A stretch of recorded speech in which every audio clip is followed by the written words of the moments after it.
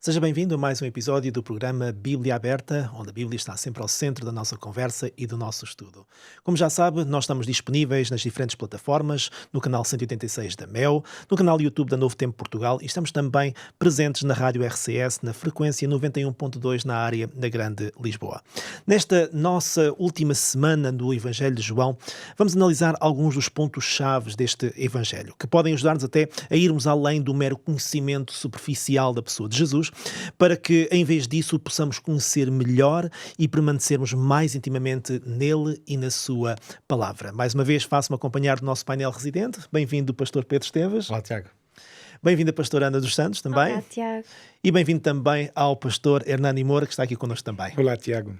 Muito bem, Pedro, vamos já arrancar contigo, portanto vamos até João, obviamente ao último capítulo do Evangelho de João, o capítulo 21, a partir do verso 15 e até ao verso 19. Permite-me ler rapidamente então, para aqueles que nos querem seguir em casa também, João, capítulo 21, a partir do verso 15 e vamos ler até ao verso 19, onde diz o seguinte: Depois de terem comido, perguntou Jesus a Simão Pedro: Simão, filho de João, amas-me mais do que estes outros? Ele respondeu: Sim, Senhor, tu sabes que te amo. Ele lhe disse: Apascenta os meus cordeiros. Tornou a perguntar-lhe pela segunda vez: Simão, filho de João, tu me amas? Ele lhe respondeu: Sim, Senhor, tu sabes que te amo. Disse-lhe Jesus: Pastoreia as minhas ovelhas. Pela terceira vez, Jesus lhe perguntou: Simão, filho de João, tu me amas?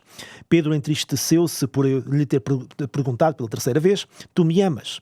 E respondeu-lhe: Senhor, tu sabes todas as coisas, tu sabes que eu te amo. Jesus lhe disse: Apascenta as minhas ovelhas. No verso 18, depois diz-nos: em verdade te digo que quando eras mais moço, tu te cingias a ti mesmo e andavas por onde querias. Quando, porém, fores velho, estenderás as mãos e outro te cingirá e te levará para onde não queras. Disse isto para significar com que género de morte Pedro haveria de glorificar a Deus. Depois de assim falar, acrescentou-lhe: Segue-me. Ora bem, Pedro, isto é um texto um pouco complexo para quem não está por dentro dos ensinos da palavra de Deus. Que ensinamentos é que são revelados aqui sobre Deus, sobre nós, e que precisamos de perceber tanto ou mais até do que o próprio Pedro? É verdade, este texto, e estamos a chegar ao final realmente deste estudo, não é? Este é o último episódio desta temporada. O Evangelho de João termina com algumas histórias, por acaso, muito, muito interessantes. E esta é uma delas, é uma história muito carismática, não é? Claro. É muito conhecida. Ela, podemos dizer que tem um impacto significativo até na história do cristianismo, devido ao papel que muitos interpretam que Pedro terá passado a ter na Igreja Cristã. Aqui poderia estar uma interpretação desse papel, mas é evidente que esta história deve ser lida, aliás, como toda a Bíblia. Esse é um dos critérios mais básicos e fundamentais para ler a Bíblia, é ler as histórias como ela se apresenta. Não é preciso inventar, muitas vezes, grandes camadas de interpretação, porque a história está lá. Ela está registada. Antes de qualquer outra coisa, é um encontro pessoal entre Jesus e Pedro. E, portanto, a primeira dimensão, e seguramente a mais densa desta história, radica nessa ideia de que Pedro era um discípulo com características particulares e tinha acabado, obviamente, nos últimos dias, de viver também uma dimensão muito intensa da sua história e do seu relacionamento com Jesus. E, portanto, Jesus vai estender-lhe a mão, vai ser pastor, no fundo é isso. Jesus vai ser bom pastor, como ele disse que era, também para Pedro. Agora, é lógico, como em toda a palavra de Deus, estas histórias, elas também se aplicam à nossa vida. Ou seja, nós podemos colocar-nos, por exemplo, no lugar de Pedro. Não é? Exato. E não é apenas, no meu caso, por ter o mesmo nome. É porque eu consigo identificar-me com Pedro na dimensão das minhas falhas, na imaturidade que não deveria ter e que com frequência manifesto, numa vontade genuína de fazer a vontade de Deus e de ser amigo de Jesus. De muitas formas eu identifico-me com Pedro, e com certeza que muitos de nós também. É por isso que nós lemos estas narrativas que a Bíblia nos apresenta e claro que as aplicamos a nós, porque podemos colocar-nos neste lugar. Esta história tem então esta riqueza de conseguir ao mesmo tempo ter uma espécie de um triângulo de significados, porque esta história diz-nos sem dúvida algo sobre Deus, na ação de Jesus, diz-nos algo sobre Pedro, claro, sobre a sua história, e diz-nos algo sobre nós. Algumas então destas lições que podemos colocar dentro deste triângulo. Talvez a primeira delas possa ser precisamente que esta história é um belíssimo testemunho da misericórdia de Deus. E agora eu dizia essa ideia de um pastor que cuida das suas ovelhas. Aliás, nesta temporada, nós usamos aqui, aliás, nós temos visto aqui, com certeza quem está em casa também pode olhar para este ecrã que nós temos aqui. Normalmente não fazemos muita menção, ele está ali quase como só uma ilustração, mas a cada temporada, no fundo, a equipa de produção aqui do Bíblia Aberta escolhe uma imagem que procure representar, através de um desenho, ou de um grafismo, ou de uma ilustração, o tema que nós estamos a estudar. Se nós estudamos estes vários temas, os sinais no Evangelho de João, é interessante que se tenha escolhido esta imagem que aponta precisamente para esta, obviamente, ilustra a ideia de que Jesus, ele é o bom pastor. É aquele que cuida das suas ovelhas, que vai em busca da que está perdida, que tem uma resposta de amor, que tem um coração misericordioso. Portanto, o bom pastor é aquele que, mesmo quando a ovelha está perdida pelo caminho, ele não se enerva, não se ira, não coloca culpa sobre a ovelha, ele vai a ver se é possível ainda trazê-la para o aprisco. E nesta história nós vemos muito esta dimensão. O perdão de Cristo, o seu coração misericordioso está muito aqui. É impossível, na minha leitura, se vocês discordarem, façam favor de me mostrar, posso estar errado, mas eu acho que é impossível desconectar esta história, a natureza do encontro e a pergunta de Jesus, da história recente do apóstolo, do discípulo Pedro, Sim. que nega Jesus, deixando de confessar que ele era o seu Senhor, negando o seu amor e a sua relação com ele. Essa história tinha-se passado há muito pouco tempo. Eu imagino, porque aí, claro, só posso imaginar, mas sem especular propriamente, o que seria, por um lado, talvez o constrangimento, desculpem, ou se calhar noutro sentido até alguma vergonha, Sim. que Pedro sentisse cada vez que estava com Jesus, depois da ressurreição. Talvez tivesse ali algo, Um desconforto. desconforto. E eu vejo Jesus dizer assim, eu vou cuidar deste desconforto. Qual é a maneira de cuidar do desconforto sendo o bom pastor? É dar a oportunidade a Pedro de expressar ou de confessar o que ele não confessou quando foi questionado. Também lhe foi feita uma pergunta. Este aqui também não é um dos que fazia lá parte do grupo, daquele que agora está na cruz. Foi uma pergunta, no fundo, se formos a pensar, essa pergunta poderia ser traduzida assim. Não foi Jesus, mas foi alguém que lhe perguntou, tu amas Jesus? E ele disse, eu não amo nada, eu nem o conheço de lado nenhum. Portanto, ele negou o quê? Negou o seu amor a Jesus, negou. Não confessou o quanto amava o mestre. E é maravilhoso ver que Jesus dá-lhe como se fosse uma segunda oportunidade de ele agora confessar esse amor. Portanto, há um sentido de quê? De redenção.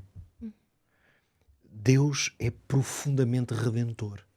A sua ação, por exemplo, para com o pecador, o culpado, ela é redentora antes de ser punitiva. O que não quer dizer que as escolhas que fazemos também não tenham uma dimensão punitiva, mas em Deus, mesmo a punição é para redimir. E, portanto, há uma profunda dimensão de redenção de Pedro nesta história. E eu tinha aqui mais ideias, mas o meu tempo já passou. Deixo uma última ideia, a de que nesta história não apenas Deus vai estender misericórdia, reconciliação e redenção, mas mais do que isso, vai chamá-lo ao serviço. Que é como quem diz, não é só que eu te amo e te perdoo, é que eu tenho ainda muito para tu fazeres, conto contigo. Então nós vemos ele estende o amor quando lhe diz amas-me, para que ele o possa confessar, mas depois diz apacenta os meus cordeiros, apacenta as minhas ovelhas. Ou seja, eu conto contigo, não é apenas te perdoo. É a tal ideia do perdão de Deus que é totalmente eficaz, que não é apenas um perdão que me consola, mas é um perdão que me restaura. Há duas dimensões no perdão. Porque eu posso perdoar uma pessoa e dizer, pronto, olha, eu não quero saber mais disso, está tudo bem. mas depois digo assim, esta pessoa já não confio mais. Uhum. Porque já sei que ela Pois. tem este problema. Isto é muitas vezes, eu sou perfeitamente capaz de agir assim. Uhum. Posso perdoar, não vou ficar com Claro, mágoa, claro. mas deixo de confiar. Não vais Ora, correr riscos novamente. não quero correr riscos. Só que Jesus, essa expressão é excelente, que Jesus corre os riscos. Constantemente. Está sempre a correr riscos. Quer dizer, então, olha, vamos esquecer isto, e ainda por cima vais agora ficar no meu lugar, que é, eu apacento, como te estou a apacentar a ti, eu quero que tu também apacentes o rebanho, não é? E nesse sentido, Deus perdoa, mas restaura. Muito bem. Pedro, é interessante aquilo que tu disseste ainda há pouco, porque, na verdade, para o próprio Pedro, todo o episódio, desde o Jardim de Getsemane até à própria crucifixão, foi uma jornada de redescoberta para Pedro, porque ele pensava, na verdade, que era aquele que, não, Senhor, eu não te vou abandonar, ainda que todos te abandonem, eu não vou Eu vou abandonar. até ao fim. Mas redescobriu-se numa forma em que compreendeu que a sua força pessoal não era nada e que precisava de facto da presença de Cristo verdadeiramente no seu coração. Por isso aí a tal pergunta também, tu amas-me, não é verdade? Portanto é uma questão que vai diretamente ao coração de Pedro, não é verdade? É algo que vai mexer com aquilo que está por dentro do próprio Pedro. Muito bem, Hernani, vamos continuar então ainda no capítulo 21, portanto, do Evangelho de João. E vamos ler, permite-me ler rapidamente então dos versos 23 até ao verso 25, que é o último verso, na verdade, portanto, do Evangelho, e diz assim: Então se tornou corrente entre os irmãos o dito de que aquele discípulo não morreria. Ora, Jesus não dissera que tal discípulo não morreria, mas que se eu quero que ele permaneça até que eu venha, que te importa? Este é o discípulo que dá testemunho a respeito destas coisas e que as escreveu, e sabemos que o seu testemunho é verdadeiro. Finalmente, o último verso então diz assim: Há, porém, ainda muitas outras coisas que Jesus fez. Se todas elas fossem relatadas uma por uma, creio eu que nem no mundo inteiro caberiam os livros que seriam escritos. É um verso extraordinário, não é verdade, Hernani? Ora bem, o mal entendido sobre as palavras de Jesus sobre João reflete como declarações podem ser facilmente distorcidas e até mal interpretadas por vezes, não é verdade? E até mesmo as próprias declarações de Jesus. E a realidade é que o são. Como é que, Hernani, nós podemos evitar cair nesta armadilha quando lemos, estudamos e interpretamos a Bíblia? Ok, então queria convidá-los a viver de novo aquela experiência que o Pedro acabou de falar sobre Jesus a dirigir as palavras a Pedro, e Jesus termina com um apelo a Pedro, né? Pedro, na sua natureza constante de líder e de querer controlar as situações todas, pergunta: Senhor, e quanto àquele? E Jesus vai dizer para ele: olha, quanto a ele, você não se preocupe, se eu quiser que ele viva, até que ele esteja vivo até que eu venha, não é uma preocupação sua. É um convite a Pedro a poder tranquilizar-se e deixar Deus continuar a ser Deus. Claro. Né? Ora, o que surgiu depois dessa expressão é aquilo que João vai corrigir. Né? Atenção que depois disso, é interessante até porque a existência de João vai ser muito maior do que a dos outros discípulos. Sim. Ele vai, pelo menos, relatos de até os anos 90, né? Depois de Cristo, João continuou. E eu imagino a igreja com essa tradição de interpretar o retorno de Jesus inserido na existência de João, na expectativa. Olha, João está vivo, Jesus vem, então, né, Deve estar para acontecer. deve estar aí para acontecer se ele não morre. Os outros já morreram, né? Foram presos, foram mortos, morreram, enfim. Mas João continua. Quer dizer, então, que aquela expectativa poderia centrar-se na pessoa de João. Ora, João aqui mesmo, o autor, faz a correção para que isso não aconteça. E é interessante perceber isso, que nós podemos correr o risco de centrar a nossa expectativa espiritual, que na verdade deve ser centrada em Jesus, o nosso único mediador, conforme nós falamos em outros episódios sobre essa realidade daquilo que ele disse está consumado. Mas o que é certo é que Jesus aqui nos ensina que a nossa vida espiritual deve estar centrada nele.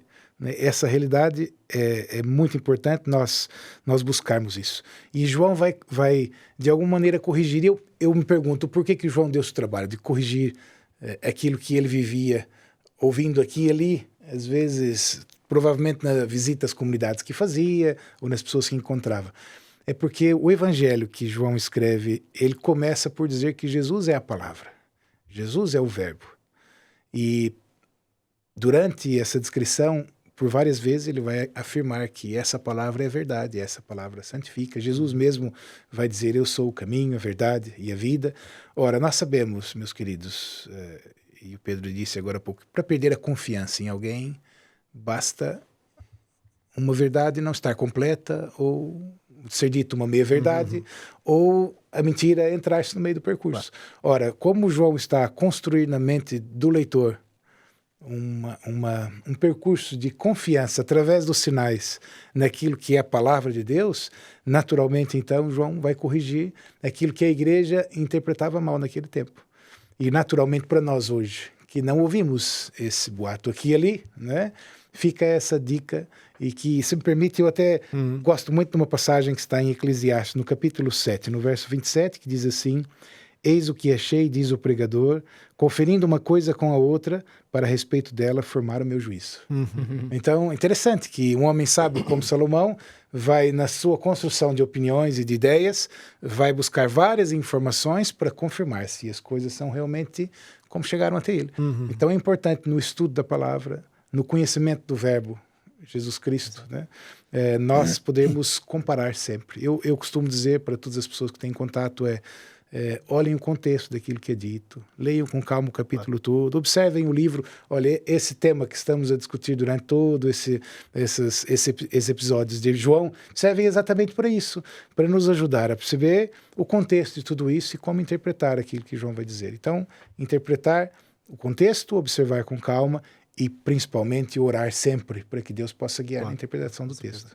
E, Hernani, também existe aquele perigo, muitas vezes, de querer ir para além daquilo que está, na verdade, escrito e revelado na palavra de Deus, não é verdade? Exatamente. Aliás, o Senhor até nos dá conselhos em relação a isso, um texto que é bastante conhecido, em Deuteronômio 29, não é verdade? Quando nos diz que as coisas encobertas são para o Senhor nosso Deus, porém as reveladas são para nós e para os nossos filhos para sempre, para cumprirmos todas as palavras desta lei. Ou seja, existe muitas vezes esta tendência de ir para além daquilo que está escrito, não é? Sim, eu tenho a impressão que isso faz parte da nossa natureza, do desejo de ser reconhecido por aquilo que conhecemos, por aquilo que sabemos, e às vezes queremos centrar demais no nosso conhecimento para que recebamos um bocadinho aqui e ali o afeto e o carinho das pessoas.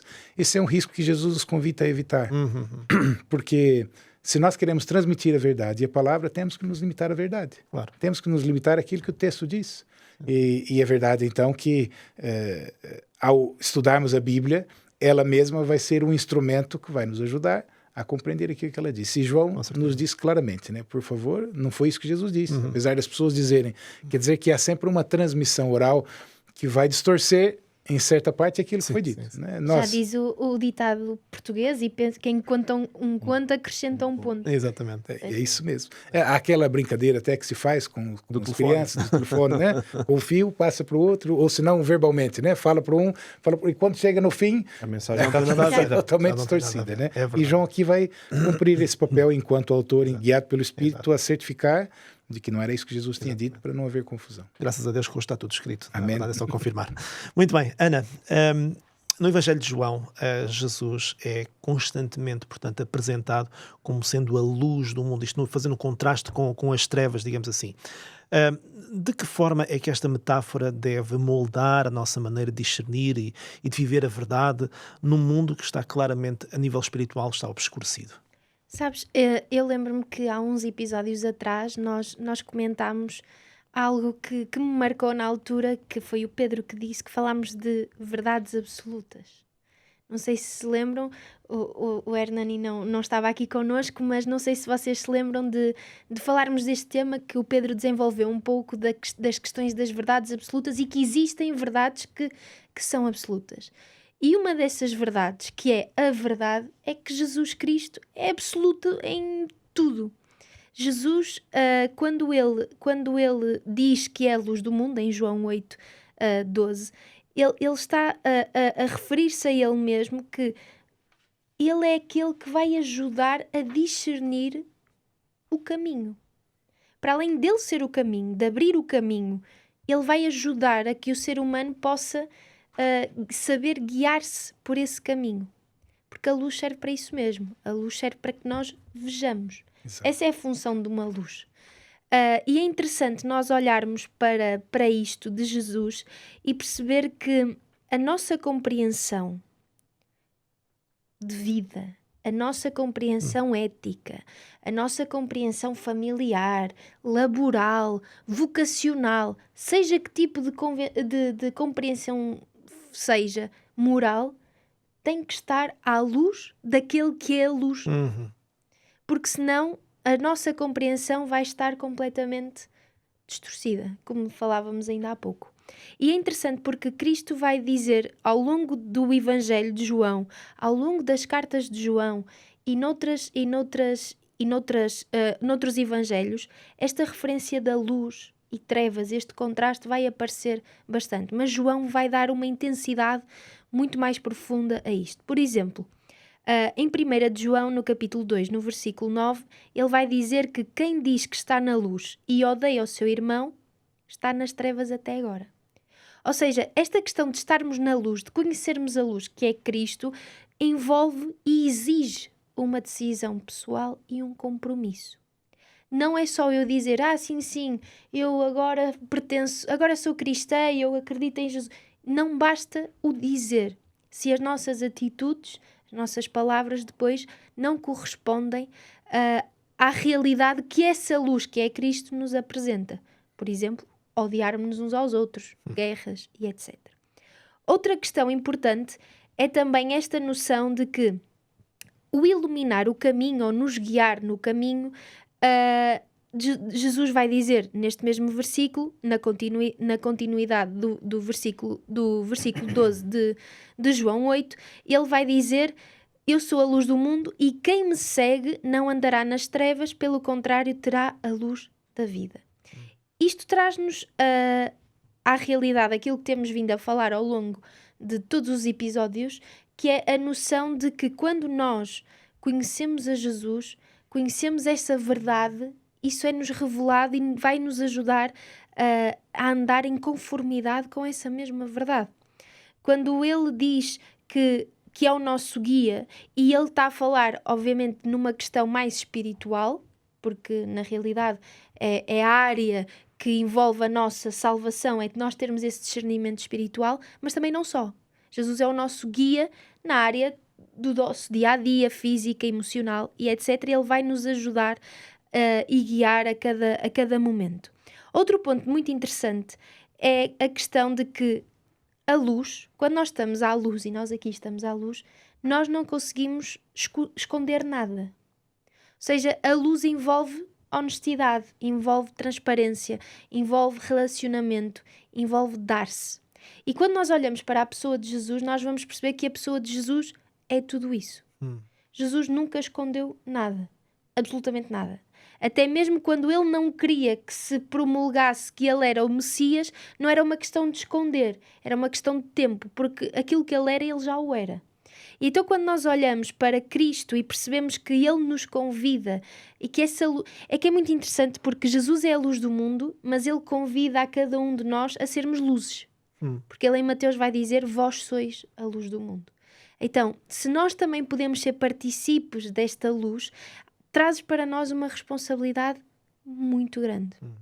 Porque nós olhamos para esta metáfora que Jesus está a usar de dizer que é a luz do mundo, e quando nós moldamos a nossa forma de ser, de discernir, de viver, de conhecer a verdade que é esse mesmo Cristo, nós vamos poder sair das trevas.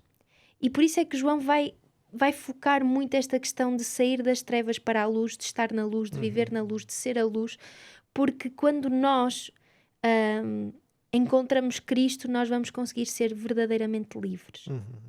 E sair do mundo de pecado, da escuridão, das trevas, para o mundo da graça, para o mundo do amor. Já falámos noutros episódios, mas para o mundo do amor, um mundo em que Cristo é o Senhor e Salvador da nossa vida. E isto é o que Ele nos convida, a que nós possamos viver nessa verdade e permitir que a luz de Jesus nos transforme, nos oriente, nos ilumine a cada passo. Muito bem. Isso mostra também a nossa dependência, não é? Porque não é a nossa própria luz, não brilhamos as nossas próprias opiniões, lá está, não é verdade? Mas é brilhar a própria vida de Cristo em nós, não é verdade? Sermos um espelho, sermos um reflexo exatamente do próprio Jesus. Muito bem, meus caros, muito obrigado. Até agora tem sido um estudo muito rico neste último episódio desta temporada. E para os nossos amigos lá em casa, já sabe, não sai daí, porque já de seguida temos uma oferta muito especial para si. TV Novo Tempo, o canal do sábado, o canal da esperança.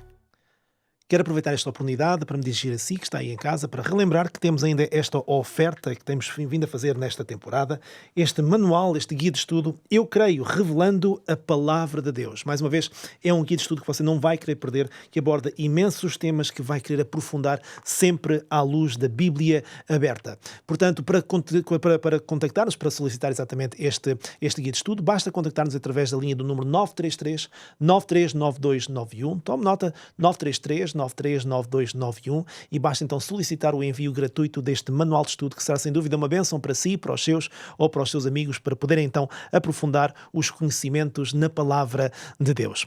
Ora, muito bem, vamos continuar o nosso estudinho. Pedro, vamos agora ler, portanto, em João, no capítulo 14, no capítulo 14 e no verso 23, onde diz então o seguinte. Portanto, João, volto a dizer, para aqueles que estão em casa, para nos seguirem também, João, no capítulo 14 e no verso 23, diz-nos então o seguinte.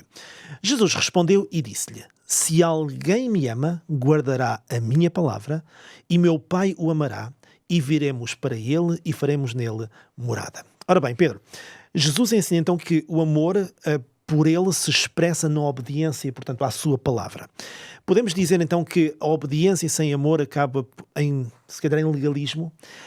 Como é que nós podemos aqui garantir que a nossa obediência seja uma resposta genuína de amor e ao amor do próprio Deus, e não uma tentativa de cumprir regras e de alcançar de alguma forma a salvação pelas obras? É uma ideia muito forte, é um conceito-chave na Bíblia, esta compreensão de onde é que se origina e qual é a natureza da nossa obediência a Deus. E podemos dizer que o tema é relevante porque Jesus deu-lhe muita relevância, até porque Jesus lidou de perto, lidou diariamente com um desvirtuamento total do conceito de obediência, precisamente no facto de ele radicar numa visão completamente distorcida de quem Deus é. Por isso vale a pena, respondendo à tua pergunta, e claro, partindo desta expressão de Jesus, olhar um pouco precisamente para esta ideia do que é o legalismo e de como é que ele pode ser um enorme entrave a uma verdadeira obediência, o que é uma ironia desconcertante, porque o legalismo, por definição, trata-se de uma visão extrema do papel da obediência, quando na verdade o fruto do legalismo é um desvirtuamento total da obediência que Deus pretende. 3 ou 4 ideias que eu acho que são muito relevantes sobre isto. O legalismo, podemos dizer que está no centro da falsa compreensão de quem Deus é. Porque uma pessoa que compreende a Deus jamais se torna legalista. Porque o legalismo, na verdade, é uma alternativa humana ao plano de Deus.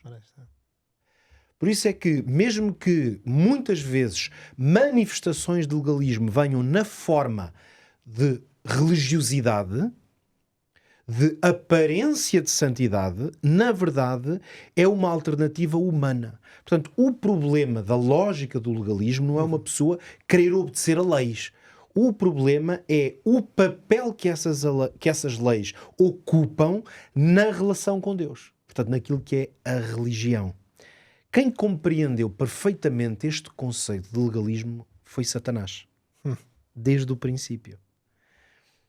Por isso é que, na verdade, é possível, eu não vou entrar muito em detalhe porque levaria tempo, mas é possível fazer uma leitura de Gênesis capítulo 13 e do diálogo, que é o primeiro diálogo, no fundo, entre o inimigo de Deus, na forma de uma serpente, Satanás e Eva, e perceber como ali temos precisamente a semente do legalismo. Que, apresentando no fundo a conclusão, é o quê? É que a semente do legalismo é a descaracterização da lei de Deus. Seja do papel que a lei ocupa, seja nas motivações pelas quais eu obedeço. Portanto, quando nós lemos o relato, o que a serpente faz é descaracterizar a lei. Porque Deus estabeleceu uma lei. No fundo, um caminho, expressou a sua vontade. Obviamente que estava essencialmente ilustrada na árvore do conhecimento do bem e do mal. Desde a primeira palavra à última, o que Satanás vai fazendo é engodando Eva a criar uma falsa ideia sobre o que é a lei, qual é o papel que ela cumpre e porque é que Deus pediu para que ela fosse cumprida. E quando ele conseguiu retirar Eva de uma correta compreensão do lugar e do papel da lei, ele venceu-a. É por isso que podemos dizer que o legalismo está expresso nessa passagem. É uma descaracterização do papel da lei. Agora eu vou ilustrar, digamos, de uma maneira mais próxima de nós, como é que isto acontece. Na religião legalista, portanto, quando eu digo a religião, estou a usar a palavra no sentido, não é falar de uma igreja qualquer em concreto, é na religiosidade, talvez seja melhor dizer assim. Na religiosidade legalista, o que é que vai acontecer? Eu uso uma lista, um conjunto de ações que vão servir como o parâmetro da minha fé. O que significa que eu passo a usar essa lista de condutas, de normas, como a regra através da qual eu sou capaz de medir a dos outros ou a minha própria, e não interessa, que eu nem vou falar de que a tendência do legalista, obviamente, do legalismo é olhar para si e para os outros, mas mesmo que seja para si, é usar uma lista de comportamentos ou de normas como o parâmetro da fé. O que significa que eu passo a avaliar a minha relação com Deus, que é isso que é a religiosidade, a partir das obras, mesmo que elas sejam boas. Esse é que é o ponto. Mesmo que aquela lista seja toda boa, vamos assumir assim, se eu usar a lista como o parâmetro, se eu sou bom, eu sou um legalista, logo eu não compreendo Deus nem a lei. Porque eu vou dizer assim, opa, espera aí, eu tenho uma lista de 50 coisas e estou a fazer 49, eu sou bom. Exato. Então se eu fizer as 50, então aí não é sou bom, sou perfeito. Perfeito, exatamente. Portanto, mesmo que a pessoa não o diga assim, o seu raciocínio espiritual é feito a partir daí. Mas depois há uma segunda consequência, portanto eu vou numa lista, digamos, de gravidade, eu acho que é uma segunda consequência mais grave ainda do que fazer uma lista e tentar medir a sua religiosidade pela lista. A segunda mais grave é que os mandamentos de Deus, os que estão revelados, é desses que estou a falar, ou princípios que estão estabelecidos claramente na palavra de Deus, na visão legalista ou na religiosidade legalista, são insuficientes. É por isso que a Bíblia não é suficiente para um legalista. Não é suficiente. Porquê? Porque a Bíblia é um livro que claramente foi escrito em muitas circunstâncias de forma demasiado aberta.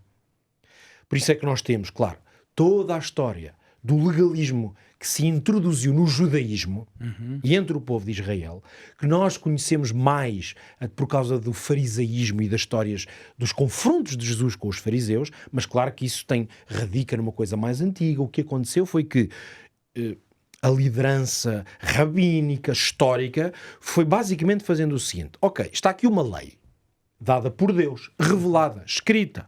A lei diz, lembra-te do dia de sábado para o santificar. Certo. 6 dias trabalharás e farás toda a tua obra e no 7º descansarás. Isto é o que diz a lei. E a religiosidade legalista diz assim, espera aí, mas aí isto deixa aqui um campo aberto muito vasto. Ou seja, o raciocínio é, o mandamento de Deus não é suficiente. Temos que preencher esse... Há aqui algum vazio que tem que ser preenchido.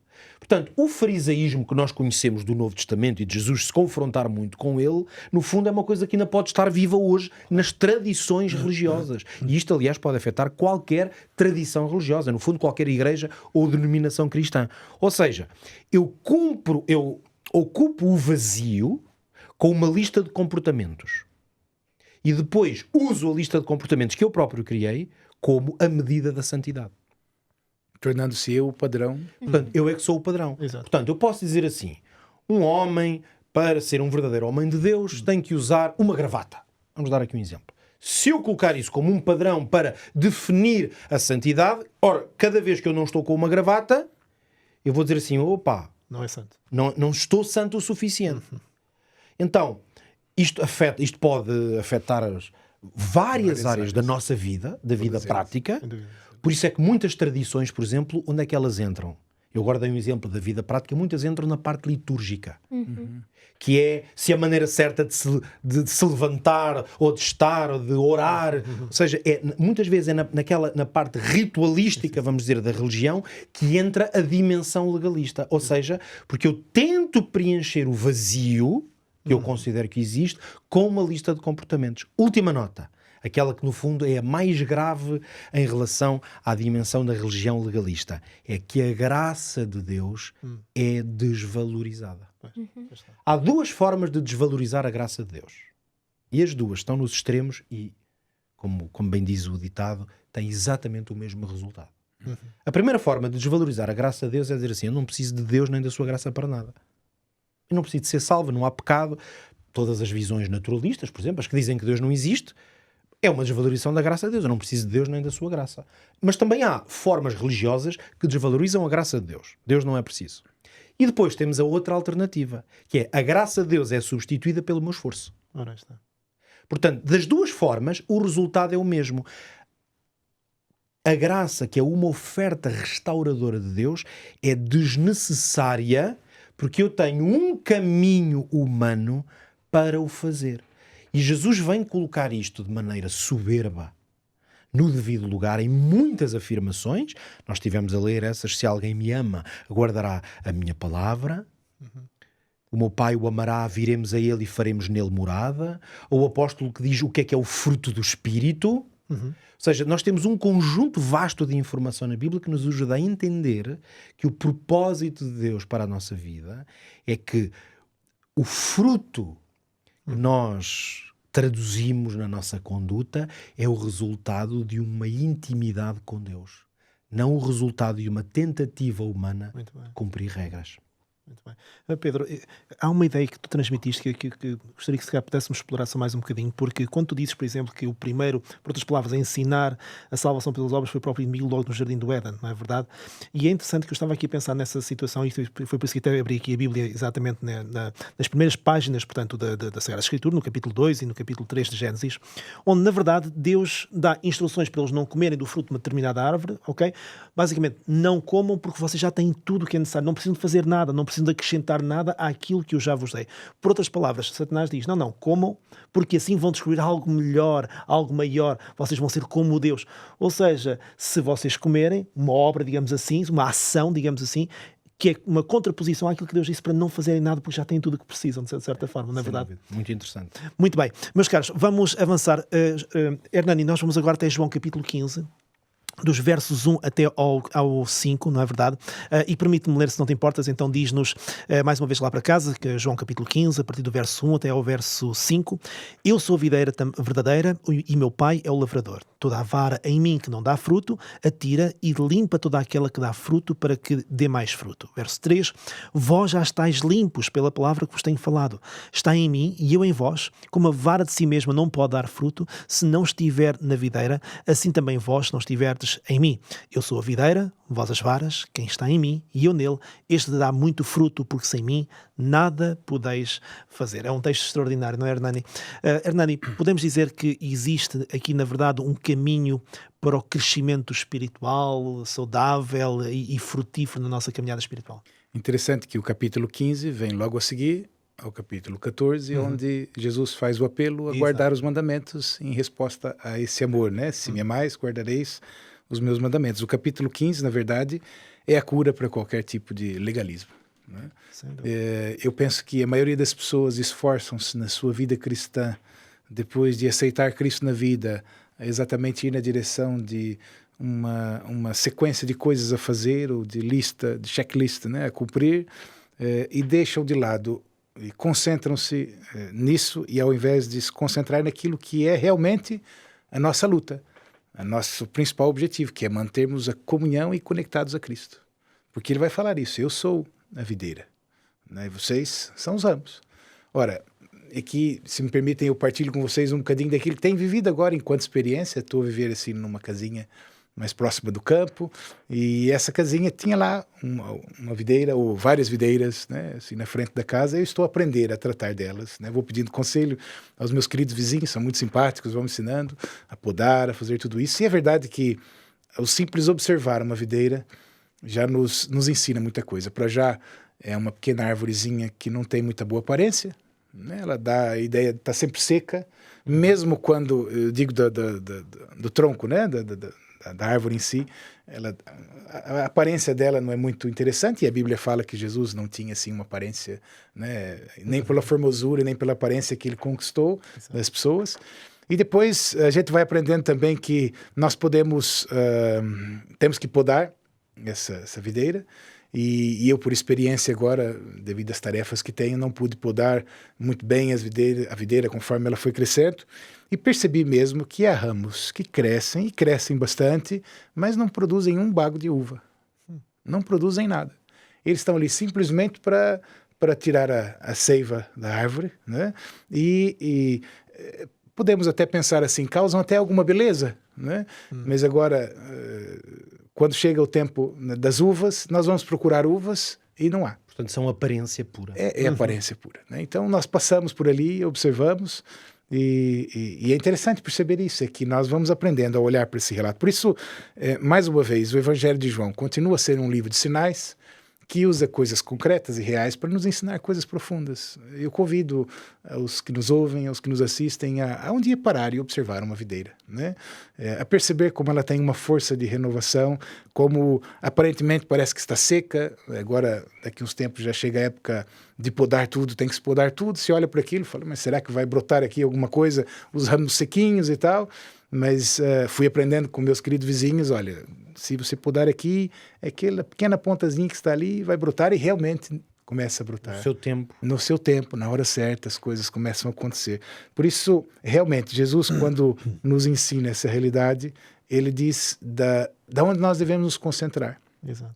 E eu acredito que nós falhamos muitas vezes no cristianismo quando falhamos aqui, em estar conectados a Cristo. E talvez nós poderíamos modernizar um bocadinho essa imagem, vocês me permitem usar uma linguagem mais moderna, é que nós temos os telemóveis hoje em dia, né? O telemóvel, se ele não estiver conectado à rede, o que a gente consegue fazer com ele? Contas, né? Usar a calculadora, talvez, usar ali... Mas se não estiver conectado à rede, e mais ainda, podemos usar se ele estiver conectado à internet. Exato. Né?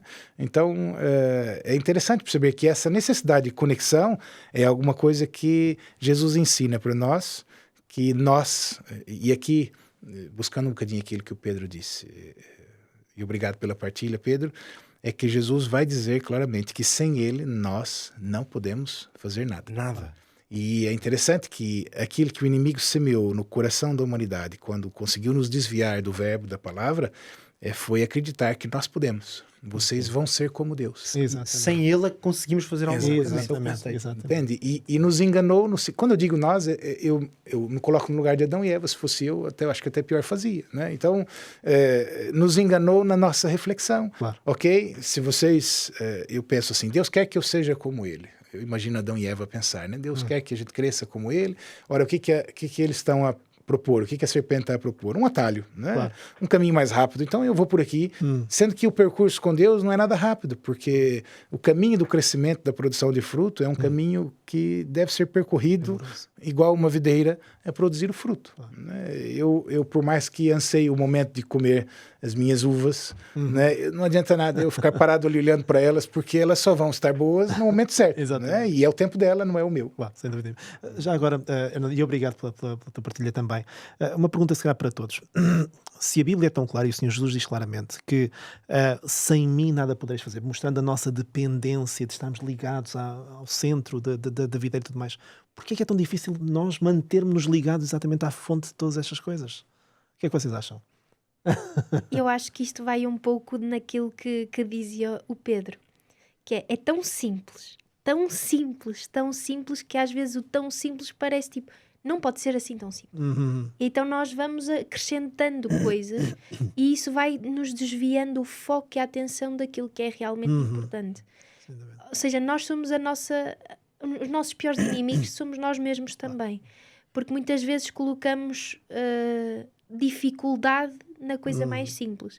E eu digo uma frase muitas vezes que é a salvação é a coisa mais... Foi muito dura para Jesus, mas para nós é a coisa mais simples que temos. É aceitar Jesus como o nosso Salvador. Isto é difícil, mas é muito simples. Mas nós complicamos isso, Claro. porque é a nossa tendência. É uma tendência humana de nós fazermos as coisas mais difíceis com aquilo que são, acrescentarmos ou retirarmos aquilo que na verdade já está completo em si, em particular na palavra de Deus, e a nossa fraqueza para nos distrairmos facilmente, para nos ligarmos a outras coisas que podem trazer alguma satisfação temporal, mas que não traz um verdadeiro preenchimento. Sim, Ana. Tem a impressão que também faz parte da nossa própria natureza. Nós precisamos de um milagre do Espírito Santo para nos conectar aos céus, né? Porque nós mesmos, quando tentamos orar, tentamos ler a Bíblia, eu não sei os que nos ouvem, mas vem logo o sono, vem logo o pensamento naquele, no outro problema. Então nós precisamos de uma ação exterior a nós para nos poder conectar de novo aos céus, né? E eu lembro de uma frase, enquanto o Pedro estava a partilhar suas ideias, eu lembrei de uma frase que eu ouvi há muito tempo atrás, que dizia assim: a religiosidade é a tentativa do homem de chegar aos céus. Jesus Cristo é a vitória de Deus em alcançar o homem. E resume essa vitória que ele quer nos dar. Sem dúvida nenhuma. Muito bem, vamos passar para a última pergunta, Ana. Eu gostaria de ler, portanto, um textinho, é um dos meus textos preferidos, na verdade, do Evangelho de João, que tem um significado muito profundo, em João 12, verso 32. Volto a repetir, João 12, verso 32, quando Jesus diz assim: e eu, quando for levantado da terra, todos atrairei a mim. Ora bem, Ana, o que é que estas palavras nos dizem sobre a identidade e sobre a autoridade de Jesus? Este texto é muito bonito e insere-se num contexto ainda mais bonito e da autoridade máxima de Jesus. Porque se nós olharmos para os versículos anteriores, nós vamos perceber que o Pai fala, as pessoas ouvem, confundem-se porque não entendem se foi um trovão, o que é que aconteceu, mas há ali um declarar de toda a autoridade por parte do Pai na pessoa de Jesus. E logo mais abaixo, neste mesmo contexto, nós percebemos que no versículo 31, versículo anterior ao que leste, Jesus vai dizer: chegou o momento de ser julgado este mundo e agora o seu príncipe será expulso. Tudo isto, todo este panorama de contexto à volta deste texto faz com que a autoridade de Jesus seja declarada não só pelo Pai, porque o foi, versículos antes nós podemos ler que eu o glorifico, Sim. mas também pelas pessoas que estão à volta entendem que aquele homem que está ali diante deles não é uma pessoa qualquer. Mas esta questão do ser levantado da terra e que vai atrair todos a ele é algo lindíssimo de nós pensarmos e meditarmos.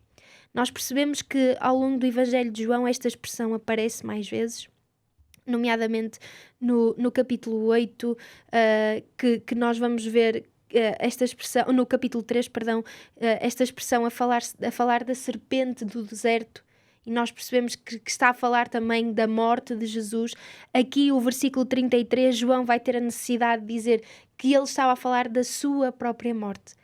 Sabem que um autor americano, um teólogo americano, diz que a morte é a violência. A morte de Jesus foi a violência necessária, mais amorosa, para que nós hoje possamos ter um relacionamento com Ele.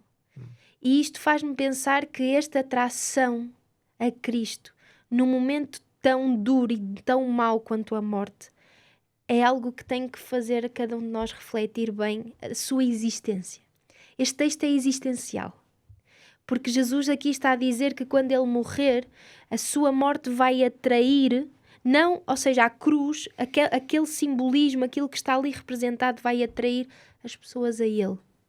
Não o que ele fazia em vida, não o que ele dizia em vida, mas ver o concretizar de tudo isso ao vivo e a cores e a fazer com que outros pudessem atrair-se por aquele que é o Salvador da humanidade.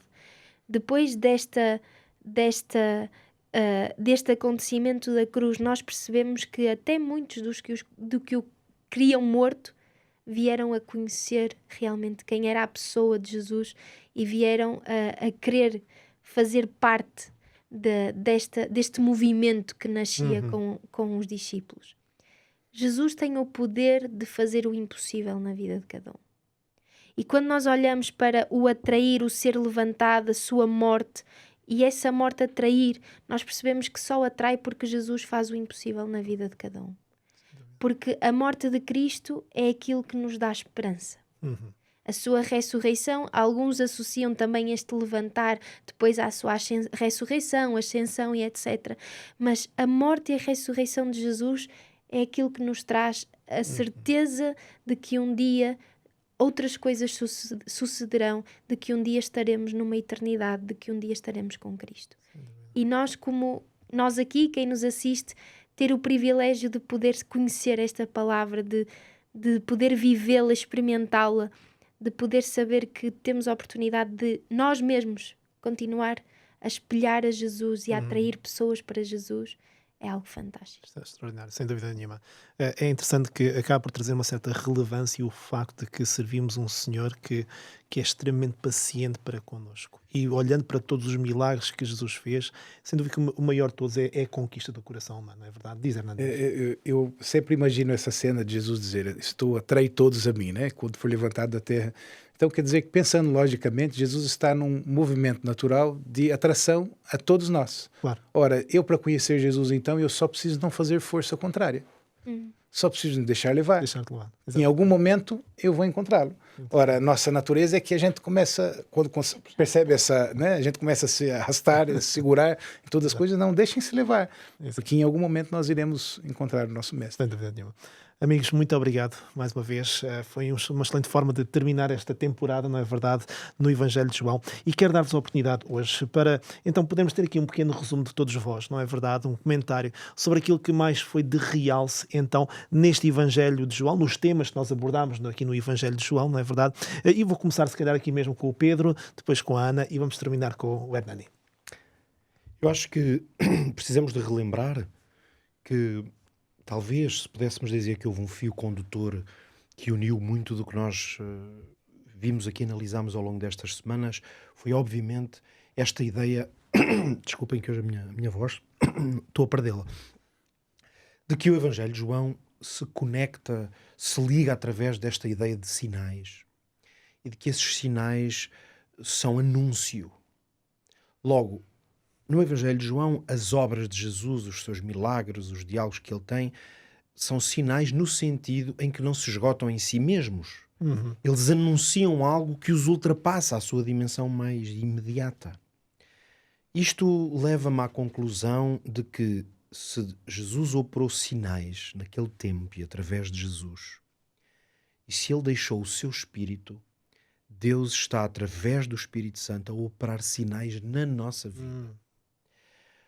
O que provavelmente acontece com alguns de nós é que, pelos afazeres da vida, pelas lutas e tribulações, talvez por nos deixarmos distrair por coisas às vezes fúteis, com muita frequência nós estamos desatentos aos sinais.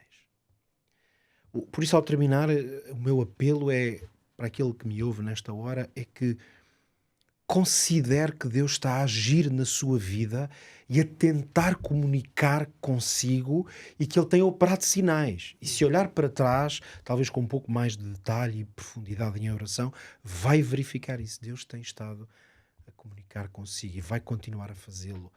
Pegue nesses sinais, use-os como um anúncio do que Deus quer fazer na sua vida. Muito bem, obrigado, Pedro. Ana? Eu acho que, tendo um dos meus textos favoritos de toda a Bíblia no Evangelho de João, eu gostaria de terminar com ele, porque é um texto que só me fez sentido na minha vida quando eu comecei a vivê-lo. João 8,32 e diz: "E conhecereis a verdade, e a verdade vos libertará." O centro do Evangelho de João, de toda a Bíblia, mas em particular deste Evangelho, é a verdade, que é Jesus. Por isso eu convido a todos aqueles que nos assistem, que nos ouvem, que possam querer conhecer a pessoa de Jesus, que possam querer viver com Ele, que possam a viver uma aventura, porque no final essa aventura vai valer muito a pena. Sem dúvida. Hernani? Sim, Tiago, eu agradeço estar aqui convosco, fazer esse percurso convosco, e queria deixar para os nossos amigos que nos ouvem essa perspectiva de que realmente o Evangelho de João é o Evangelho que veio nos convidar a ver por nós mesmos. O primeiro capítulo ele convida: vem ver, né? E no final Jesus faz o apelo a Tomé: bem-aventurado aqueles que não viram e creram.